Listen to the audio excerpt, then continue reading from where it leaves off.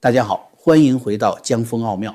上一期节目我们聊了英国女记者苏菲亚的10年惊魂故事，以及神秘的骇客组织 NetAskari 在网上扒出的一个实时运行、处于裸奔状态的中共公安系统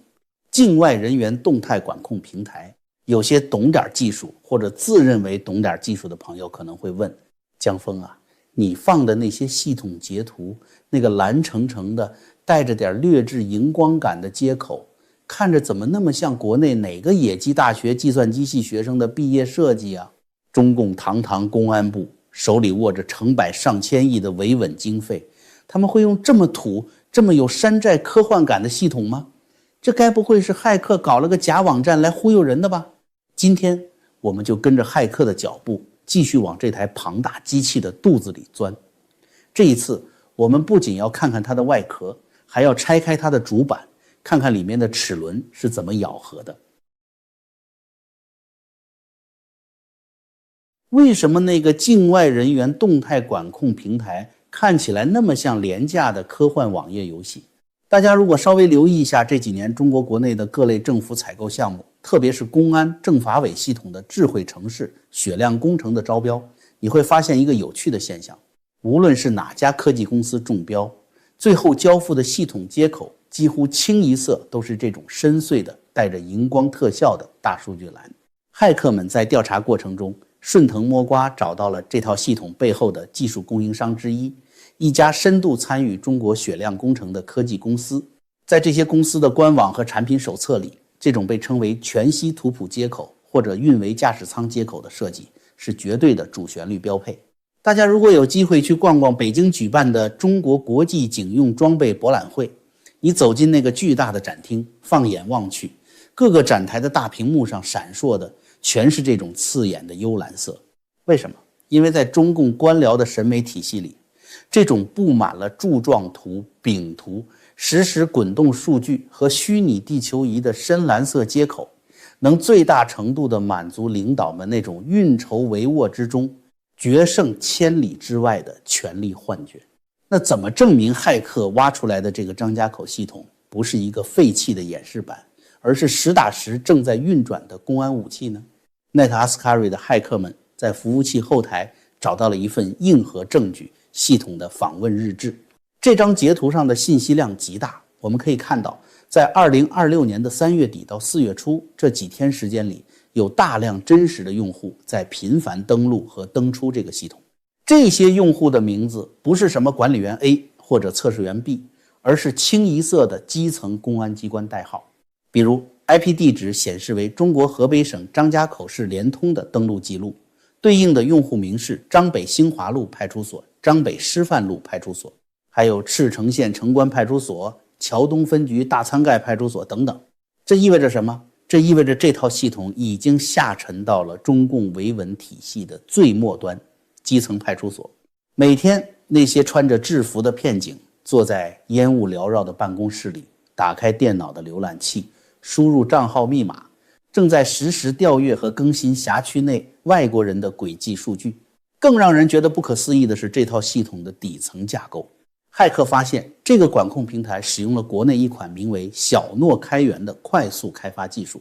并且集成了中国自主研发的国密加密算法。小诺开源在国内的政企市场非常受欢迎，它主打什么？主打开箱即用、代码自动生成，以及最重要的纯国产化，没有外国技术卡脖子的风险。这恰恰迎合了中南海那位近年来极度推崇的国家数据安全和科技自立自强的战略。这种模块化乐高式的开发模式才是这套系统最可怕的地方。这说明中共公安部根本不需要在每一个省、每一个市去投入巨资，从零开始研发监控系统。他们只需要打造这样一个标准化的模板，然后就可以像开连锁快餐店一样，把这套系统在全国几千个县市快速复制部署。朋友们，看到这种无孔不入、冷冰冰的监控机器，是不是觉得无形中都有种喘不过气的压力？在这个信息爆炸、焦虑倍增的时代，无论是应对高压的环境，还是为国为民操心，咱们这副身体才是最根本的本钱。这里向大家推荐我一直在坚持使用的普瑞堂黑参，它采用传统的9蒸9晒古法工艺，把人参里的皂苷精华提炼到了极致，温补不上火，特别适合咱们平时脑力消耗大、容易疲劳、需要提升精气神的朋友，帮您固本培元，每天都充满活力。请大家支持江峰，点击视频下方评论区的专属链接，在结账时输入我的专属优惠码JF， 即可享受全球包邮。现在普瑞堂还有特别回馈，单笔购买满500美元，直接送您一根珍贵的黑参，多买多送，上不封顶。好，咱们继续往下聊。上期节目我们提到，系统里有一个专门针对北京外国记者的报警名单。很多人可能觉得外国记者嘛，天天报道中国的负面新闻，被皇上视为眼中钉也算情理之中。如果你以为这套系统的胃口仅限于此，那你就太低估这台机器的饥饿感了。在系统左侧庞大的导航栏里，骇客们点开了一个名为专题分析的下拉菜单。当这个菜单展开时，暴露出来的监控分类彻底展现了中共对待外来人口的底层逻辑。这个菜单里除了就业专题、常驻人员主题这些常规项目外，赫然排列着几个极具针对性的分类：重点国家专题、港澳台专题、留学生专题，甚至还有一个外籍新娘专题。咱们一个个来掰扯。先说这个外籍新娘专题。这几十年来，由于中共搞那个反人类的计划生育政策，加上重男轻女的传统观念，导致中国社会男女比例严重失调，农村出现了几千万的光棍大军。为了解决这个底层的生理和繁衍需求，大量来自越南、缅甸、老挝、柬埔寨等东南亚国家的女性，通过合法婚介或者非法的人口贩卖网络，流入了中国广大的农村和乡镇。这些外籍新娘在中国往往处于社会的最底层，她们语言不通，没有稳定的法律保障，很多人甚至是被拐卖来的，经常遭受家庭暴力，甚至被限制人身自由。按理说，这是一个绝对的弱势群体，是需要公共安全部门去保护的对象。但在这个冷冰冰的公安大数据系统里，他们不是需要被救助的人，而是被单独拎出来监控的专题风险。为什么？因为在中共维稳官僚的眼里，几千万打着光棍的底层男性是随时可能爆炸的火药桶，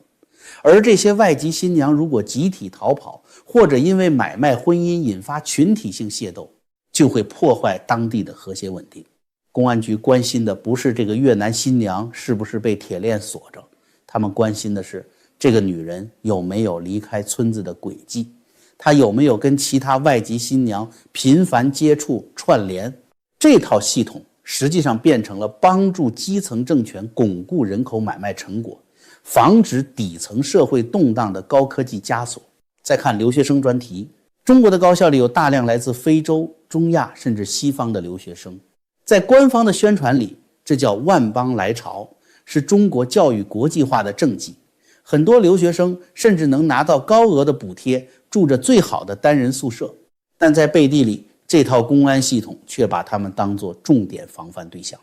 中共在防什么？防颜色革命，防境外势力思想渗透。塔尖上那位对国内年轻人的思想管控已经到了病态的地步。大学生是社会最活跃的群体，如果这些带着外面世界思想的留学生和中国本土的大学生走得太近，聊了不该聊的话题，那还了得。所以留学生去了哪里，参加了什么聚会，在系统里必须有一笔清清楚楚的账。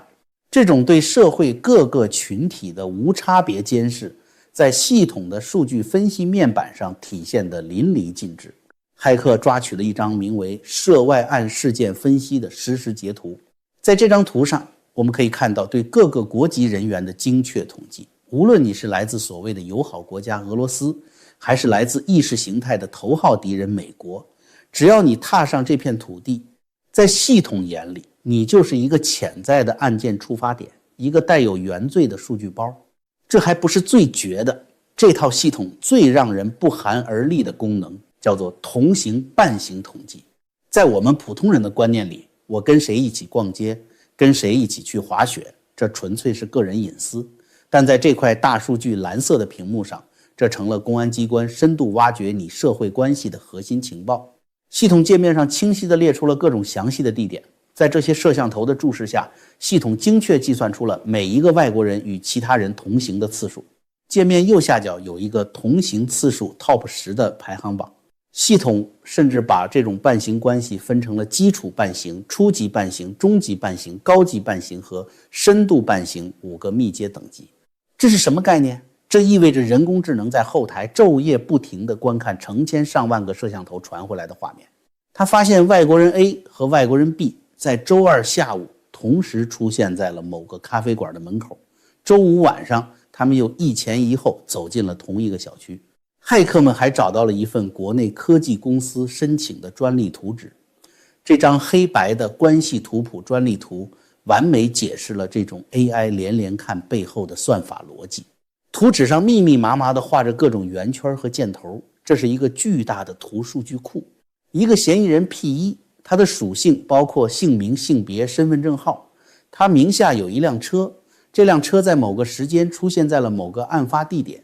而这辆车的副驾驶上坐着另一个人，也就是关系人 P2。 顺着这个逻辑，系统可以无限延伸，把你生活里的三姑六婆、萍水相逢的球友，甚至是每天早上在同一个煎饼摊买早餐的陌生人，全部编织进一张巨大的监视网里。如果这套系统发现一个重点监控的美国记者在1个月内和一个被标记为意见人士的中国教授发生了3次终极伴行，你猜当地的国保会怎么做？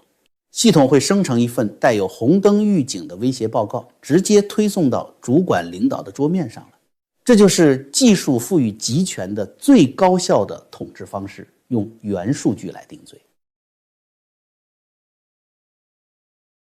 故事讲到这里，大家可能会有一种感觉，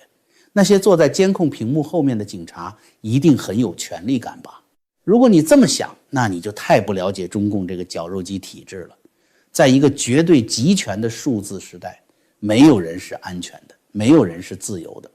包括这台机器的维护者和执行者。这是本次 Net Ascari 报告中最精彩，也是最具有黑色幽默讽刺意味的一个发现。骇客们在同一台服务器上顺着端口摸过去，意外地发现了另一个登录界面。这个界面没有写管控平台，而是写着几个大字：河西分局社区警务工作积分系统。这是一个专门对内用来管理和监视基层警察的平台。点开进入系统大屏，里面的数据展示简直让人大开眼界。屏幕的正中间是一个类似于游戏角色能力值的雷达图，上面标注着基础信息采集、工作质效评估、警情案件压降、矛盾纠纷化解等多个维度。而在屏幕的右侧赫然排列着2张排行榜，上面一张是派出所排名，下面一张更是触目惊心，叫做警员排名。这可不是只排个名字就算了，系统精确地列出了每一个派出所、每一个具体警察的个人积分。大家想想，这到底是什么东西？这不就是我们平时点外卖时，美团或者饿了么用来派单和考核外卖骑手的算法系统吗？在那个被算法统治的外卖世界里，骑手如果迟到了1分钟，如果少了一个好评，系统就会自动扣钱降级。而现在中共把这套毫无人性的商业榨取逻辑移植到了国家的暴力机器内部，这堪称警务版的骑手系统。我们可以脑补一下这个系统在现实中是怎么运作的。就说排名第1的这位赵鹏警官吧，他为什么能拿到 89.34 分的高分？肯定不是因为他坐在办公室里喝茶看报纸，系统给他设定了严格的 KPI 考核。系统提示，本月基础信息采集任务完成度仅为 70%， 请尽快补齐。赵警官看着屏幕上的警告，心里一紧，如果积分掉下去，这个月的绩效奖金就没了，年底的评优也泡汤了，甚至可能被所长叫去训话，怎么办？他只能赶紧戴上警帽，走出派出所，去街上找分数。他跑到辖区里的外国人聚居区，或者找到那些外资企业的办公楼，看到一个老外，就像看到了行走的积分。他上去查验护照，用警务通手机扫描老外的人脸，把最新的住址和就业信息录入系统，每成功录入一条，系统后台就给它加上 0.1 分。如果辖区里发生了什么邻里纠纷，它不能像以前那样和稀泥拉倒，它必须把调解过程详细记录，拍照上传，证明自己完成了矛盾纠纷化解，才能拿到那可怜的 0.5 分。如果有一天某个被标记为高危的常住老外偷偷溜出了张家口，而赵鹏没有及时发现上报，系统就会触发工作质效评估的扣分机制，直接扣掉他5分，让他从排行榜第1名瞬间跌落到第10名。这就是中国数字集权发展到今天的终极形态——内卷与反噬。中共的高层官僚，也就是中南海里那些真正拍板的人，他们不仅不信任老百姓，不信任外国人，他们同样也不信任自己手下这几百万的警察队伍。人是有惰性的，人是有恻隐之心的，基层警察有时候可能会嫌麻烦，可能会对某些轻微的违规睁一只眼闭一只眼，但机器不会，算法没有感情，没有疲劳，没有怜悯。通过这套警务工作积分系统，高层把维稳的压力通过算法传导到了每一个基层神经末梢。警察不再需要去思考什么是正义，什么是法律，他们只需要盯着自己小数点后面的那2位数字，像一头被蒙上眼睛拴在磨盘上的驴一样拼命地往前走。而这种极度的内部高压最终一定会转化为对社会大众更严苛更无底线的欺压。因为当警察必须靠抓人查身份证来赚取积分保住饭碗时，每一个普通老百姓，不管是中国人还是外国人，就都成了他们刀板上的鱼肉。看完了张家口这套系统的底层逻辑和内部运作，我们再把视角拉高一点，来看看这台机器背后更大的战略布局。Neta Ascari 的研究员在报告中指出，他们有充分的理由相信，这个境外人员动态管控平台根本不是张家口市公安局自己拍脑门搞出来的地方小项目，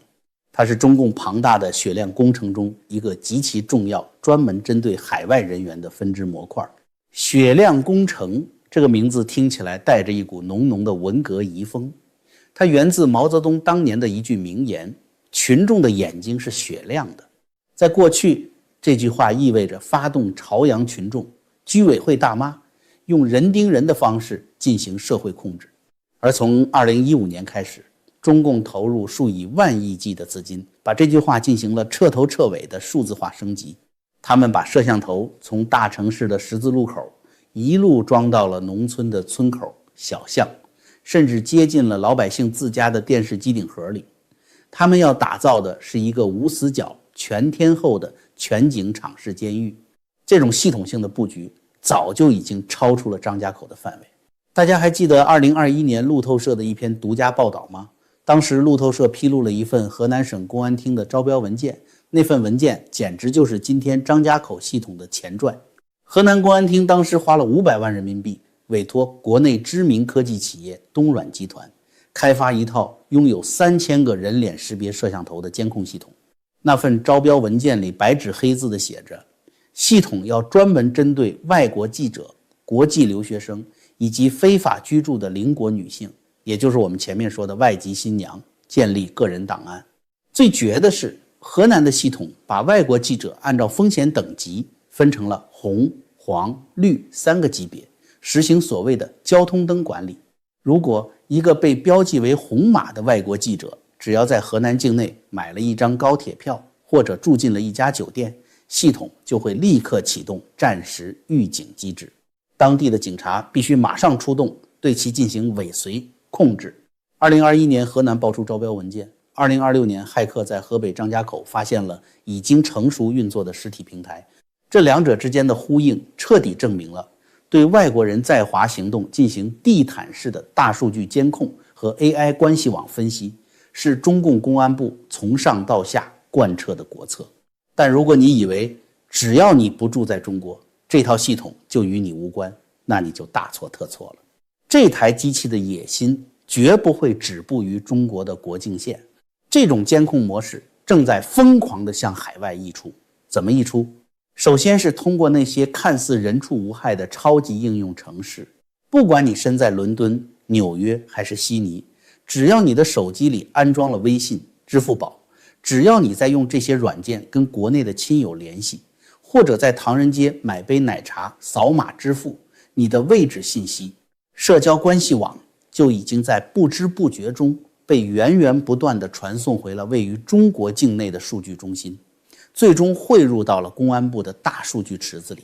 其次是更具攻击性的网络渗透。这几年，西方国家频频爆出遭到中国 APT 骇客组织的攻击。最近的一个大新闻就是中共骇客长期潜伏在西方主要电信运营商的网络里。他们入侵这些网络不仅仅是为了偷取什么军事机密，很多时候他们就是为了实施一种被 NetAscari 称为数字化兜风的全球监控。中共正在试图把那张罩在中国老百姓头上的铁幕，通过代码和算法延伸到自由世界的每一个角落。不可否认，如果抛开政治体制不谈，单看这套利用大数据和人工智能来追踪轨迹、分析关系网的技术，它确实非常高效。这也就是为什么像美国的 Palantir 这样提供军警大数据分析服务的公司，这几年在西方国家也备受追捧。各国的执法机构都打着反恐、打击犯罪的旗号，要求获取更多的数据，建立更庞大的监控网络。但是这正是我们必须时刻保持警惕的地方。技术本身或许没有价值观，但掌握技术的权利却有着无限膨胀的天然冲动。在一个像中国这样缺乏新闻自由、没有独立司法、权力完全不受制衡的独裁体制下，这套所谓的智慧警务系统绝不是用来保护老百姓的盾牌，而是对准每一个人咽喉的利剑。我特别喜欢 NetAscari 在这份报告结尾处写的那段话，我把它翻译过来送给大家，作为今天节目的结语。如果你交给权力一把毫无约束的、威力巨大的锤子，